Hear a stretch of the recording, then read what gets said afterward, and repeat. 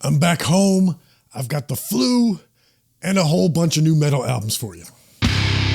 Welcome, metalheads. I'm the host of Heavy Metal Philosophy and writer for Metal Digest, JonBarbas. Make sure you stick around to the end of the episode for this week's album art of the week. It's the weekend. That means there's new metal albums dropping on us, and I'm bringing you my 5 favorite. But as always, before we do the top 5, let's talk about the big bands that dropped albums this weekend. We got a lot. First up, the band that made me change my mind about some of my long-held beliefs. I never thought that such a thing existed as an industry plant in metal. But here we are, President, King of Terrors. And we go from a weird new band playing a weird new game to long time and well-respected veterans. Amorphous has a new record called Borderland. And bands like this next one are the reason why I won't give up on metalcore. There's still bands out there that are trying to make interesting music, not just pop with breakdowns so they can keep their heavy metal street cred. I'm talking about Dying Wish with Flesh Stays Together. Killer stuff, check it out.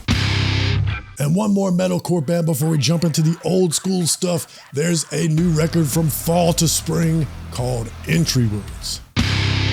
And there's a new record from Mors Principium Est called Darkness Invisible, in which they ask, hey, can we get the people in the orchestra to play as fast as our shreddy guitar player?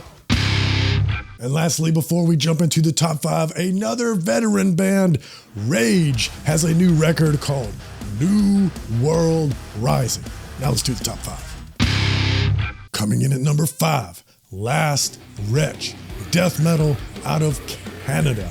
Now, lots of bands have made careers off of bolt thrower worship, and the ones that come close definitely earn a spot in my rotation, and this band certainly pulls it off, but they also scratch another itch. When I say it out loud, it sounds preposterous, but for lack of a better term, this is thinking man's bolt thrower. It has the irresistible groove and the thick riffs, but it's also about the injustices of modern existence, cleverly hid behind death metal tropes like song titles like Oozing Pustules. So you can enjoy it as just another great death metal record, or you can dig a little deeper, which I highly recommend.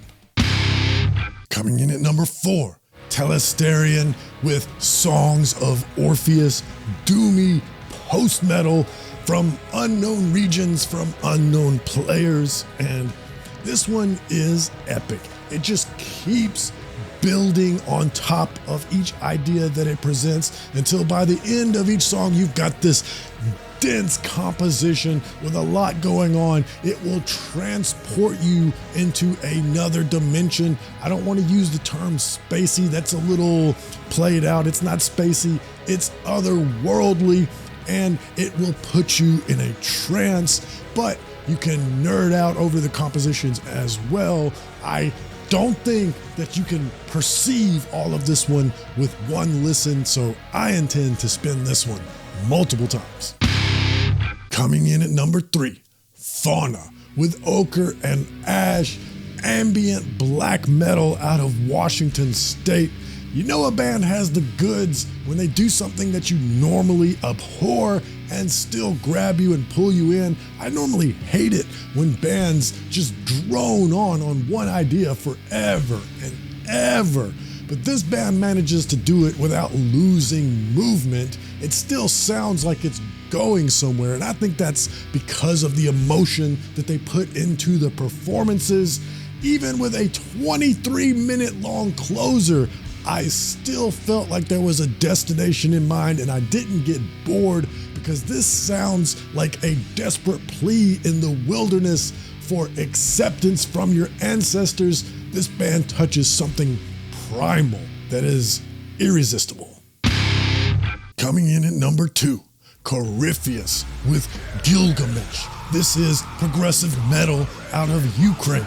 Now, if I compare this band to Tesseract and Periphery and Meshuggah, that's kind of weird because Tesseract and Periphery are directly influenced by Meshuggah, but this band has something a little different. It almost sounds like the next generation of Meshuggah influenced prog bands.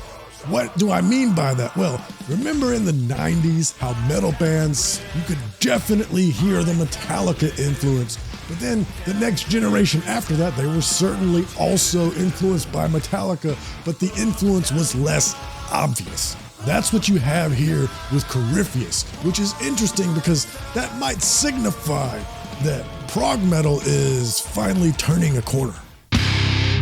And hey, before we do number one, it's the end of the month. That means it's time for September's book recommendation. And for this month, I'm going with the just released Iron Maiden at 50. This book chronicles 50 key points in the band's career since they formed in 1975. That's incredible. Big respect. Make sure you get the book. I will have a link in the description. It is an affiliate link, so I will get a penny or two, and you will get an awesome Iron Maiden book. Now let's do number one. Coming in at number one, Revocation. New Gods, New Masters, Tech Death out of Boston. This record warns humanity about replacing their old gods with technological and technocratic ones, which is an apt subject matter because Revocation is once again worshiping at the altar of tech death. However, they are also trying to head into a new, slower, and jazzier direction, which I absolutely love when this band gives the riffs room to breathe. I don't normally like a lot of tech death because it's really a showcase of the musician's chops, and it gets so extreme that all of their techniques require such an extraordinary amount of efficiency that the melodies are always ascending and descending so that they can play as quickly as possible, which makes those melodies quite boring to my ears. Revocation doesn't have that problem thanks to the thrash and jazz influence in this absolutely killer record, showing why Revocation should be at the top of the mountain of new tech death bands. Give it up for the Kings. Now let's do the dealer's choice. Longtime subscribers know that the dealer's choice segment allows me to break my own rules. And this week, I'm not even picking a metal album. My dealer's choice is Essus with Pain at the Altar of Jest. This is for people who are comfortable in cloudy and misty weather at night. It sounds like a long walk through mud puddles in the city at night, but the forest is your destination because nature is the goal. It's electric, but also organic. It's got tremolo and reverb, but not so dense that it sounds proggy. It still sounds earthy. I love the drums on this one because they've got like the shamanic tom work, but then ecstatic cymbal crashes. So that adds like the thunder and the lightning during the rainy nighttime city vibe. But then you've got the haunting female siren vocals that sound like both an invitation and a warning because knowledge can be dangerous.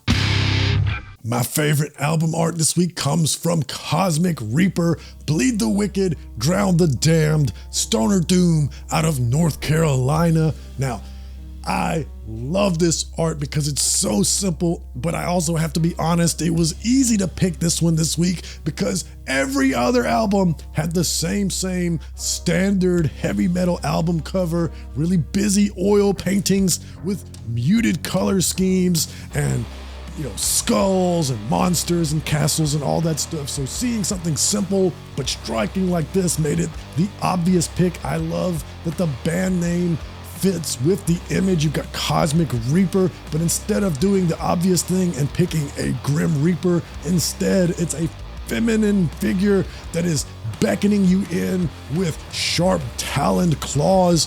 Where are we going? Definitely somewhere dark. Made me curious, so I listened to the album and I dug the album too. If I describe Stoner Doom as fuzzed out and psychedelic, well, that makes you think of certain genre tropes. But this band is the rare band that can do those tropes and still excel because it's not really a doom metal band. doing doom metal things so much as they are distilling the genre to its essence, infusing in a little bit of 90s alternative heaviness and a bit of dark voodoo. Yeah, they paint inside the lines of doom a little bit, but they do it with sinister colors. That's cool art, both musically and physically, so make sure you check out Cosmic Reaper. All right, thanks for bearing with me while I've got the flu. I have no idea what I sound like until I edit this, so I'm going to edit this and then go lay down and die. But subscribe anyway, because I've got some cool things coming up, especially on this week's podcast, plus the new merch drop. So again, like and subscribe. Thank you so much for bearing with me playing my Michael Jordan flu game of metal. But most importantly, read philosophy, listen to metal. I love you.